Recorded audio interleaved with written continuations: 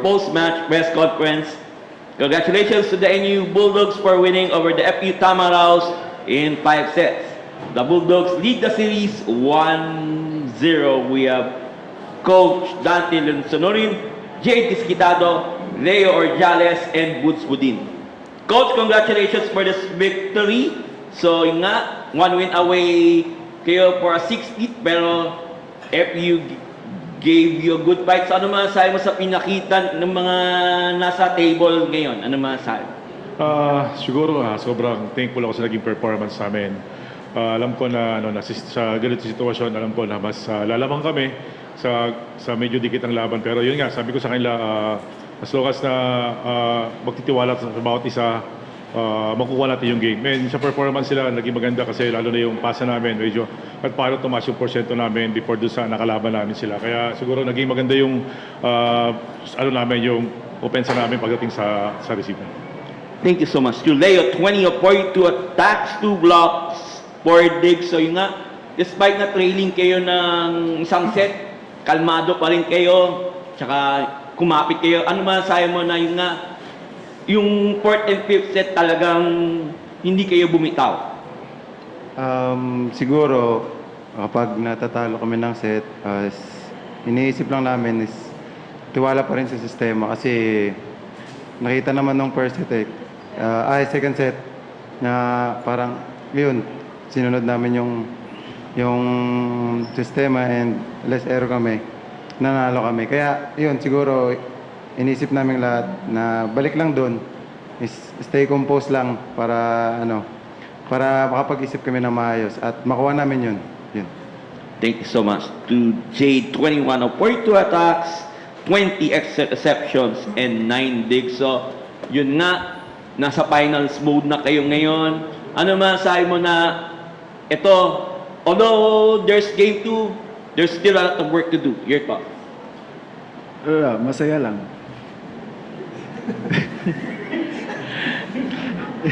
Hindi, masaya. Siyempre, nanalo. Sa susunod na game, siguro, mas paghahandaan pa namin kasi nakita namin yung mga pagkakamali namin ngayon. Ngayon, may chance kami na itama yun sa ensayo para pagdating ng game 2, mas maganda na yung galaw namin. Ayun lang. Thank you. Thank you so much. Dubugs, 17 attacks, 3 blocks, 18 exceptions, and 7 digs. So, ano yung niremind mo sa team after na naman kayo ng FU sa 3rd set para makuha nyo yung last 2 sets? Ano yung reminders mo sa kanila? Lagi ko lang sinasabi sa kanila na parang relax lang, huwag kayo masyadong tense kasi the more na nagiging tense sila, mas nagiging stiff yung galawan nila eh. Sabi ko sila, relax lang kayo, focus, at the same time, ginagawa yung sistema. Yun lagi ko nire-remind sa kanila. At saka lagi ko sinasabi na yung pasa nga, number 1. Yung 4th set talaga nakita namin yun nga, na palitan na side out, which is naging maganda yung takbo ng game namin kasi nakaka-side out sila, nakaka-side out din kami. Yeah, which is yung naging kulang namin nung first set, talagang hindi kami makapasa and talagang tirabaho talaga namin yun para at least mas magaan sa bawat isa sa amin. Thank you, Boots. Okay, the floor is open for questions. Coach, yun nga yung game 1. Kasi siguro this time, ano yung binago yun sa team nyo para makompleto nyo yung comeback nyo kahit down kayo ng 2-1 lang? Siguro yung naging maganda ngayon yung tiwala nila sa bawat isa. Kasi talagang yung tiwala nila kay Anjeta, talagang nandun talaga. Kaya siguro nagbago yung sitwasyon ngayon na nakuha namin yung game.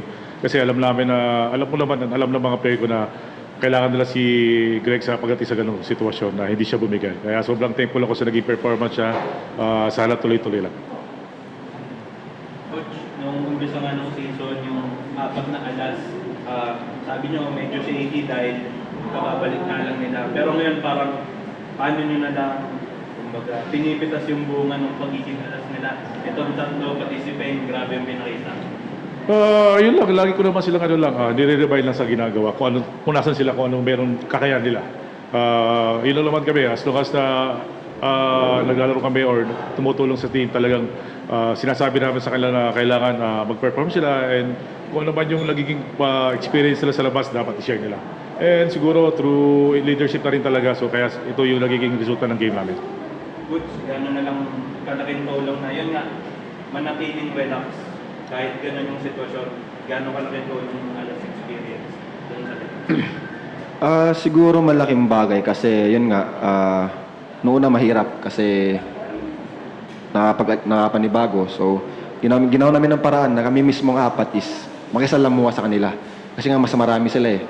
And ayun, unti-unti namin nakakilala yung bawat isa hanggang sa inunti-unti namin tinabaho sa loob ng court. And thankful kami kasi talaga nag-response din naman sila through actions talaga. Kita naman natin na, lalo na si Greg, talagang hindi namin nahayaan na hindi siya maging kumpiyansa sa ginagawa niya. Lagi namin sinasabi, before mag-start ng game, sinabi ko sa kanya, pre, yung bago mag-start yung fifth set, sabi ko, pre, ayun, ikaw na bahala sa amin. Kasi kami nakasalalay.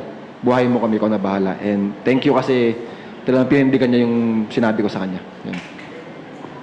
Jane at Leo, ano na lang naging iba sa NU kapag finals na kumpara sa kapag elimination round o final four?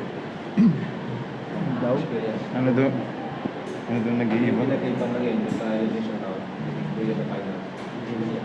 Ano siguro, pagka finals na kasi, yung mindset kasi namin, wala nang next week eh. Kumbaga, ito na yung pinakadulo ng season. Kaya siguro, ang mindset namin is, wala nang excuse para sa mga talagang all out kung all out. Kasi, kumbaga, ito na yung pinagandaan namin ng isang taon. Kaya parang talagang chine-cherish namin yung moment. Parang gano'n. Tama siya na sinabi. Ganon. Pati nagbago yung experience, ayun. Siyempre, mas madami kaming experience, so mas naging advantage namin yung experience namin kasi wala, di na kami natatakot sa mga ganong sitwasyon, parang normal na araw lang sa amin. Eh. Coach, siyempre sa mga ganitong laro, given na yung mga skills, yung mga scoring. Pero pag sa ganito, malaking halaga yung mga yung composure, yung leadership, playing in double digits. But more than the numbers, can you talk about yung presence niya and gano'ng mahalaga yung naging part niya besides? Siyempre, hindi naman totally sa court lang eh. Sinimulan niya talaga sa dormitory, sa training talaga yung leadership niya. Every time na napasok kami sa court talaga, sobrang kalmado na siya and alam niya na kung paano niya titimplahin yung mga teammate niya. And sa performance niya, siyempre talagang gusto niya eh. Alam niya na may mga times na talaga na nagkukulang siya sa laro niya, yung gusto niya mangyari sa loob ng court hindi makuha. Siguro talaga ngayon talagang ginusto niya and yun, sinamahan rin siguro talaga ng tulong ng mga teammate niya talaga na kung ano man yung sabihin niya sa kanila, sumusunod sa kanya. Thank you. Coach, when you have players kasi na kumbaga yung kasing talented nitong tatlo, it's easy to let yung mga ego and yung mga pride nila to get in the way ng teamwork, no? Pero what can you say na lang siguro yung teamwork nila and yung lack of kumbaga individual thinking every time na lumalabas sila for any. Medyo choppy. Hindi namin sa na... Ano lang coach, yung lack lang ng yung pagiging makasirili ng mga players mo, especially itong tatlo po kasi pag talented ka parang easy na yun nga na laging gusto mo ikaw or na ikaw yung top scorer palagi. Dumaan yan sa sitwasyon namin ngayong season pero unti-unti naman siyang nakakausap, pinapaliwanagan kung ano yung mas importante sa ginagawa. Siguro yun lang yung naging maganda sa amin, tinanggap nila kung ano man yung nagiging bigay namin sa kanila, kung ano ba yung kailangan namin ipin sa kanila, ano ba yung importante sa paglaro nila. Sabi ko, hindi naman kailangan lahat ng award makuha mo. Ang importante, makuha natin yung championship. Coach, you've been here na po for the past few seasons na championship. Paano nyo lang maghahanda ng pag-close out sa game dito sa... Siyempre, yung kondisyon ng katawan ng player ko, kailangan namin makita kung for tomorrow, kung ano na talaga yung magiging sitwasyon namin. And yun, kailangan namin talaga pag-aralan ulit. Kailangan namin magtulong-tulong kung ano man yung pwede pa namin i-adjust this game, kung ano pa yung pwede namin gawin para sa next game namin. Ganun na lang. Thank you. And to Boots, so yung hardest thing talaga yung mag-close out ng isang series. Of course, FU will make some adjustments in the coming days. So, as on player standpoint, ano yung mga kailangan yung gawin? Yung sabi ni Coach, about recovery, Ano yung kailangan yung gawin para siyempre hindi na magmabot ng game 3 itong series?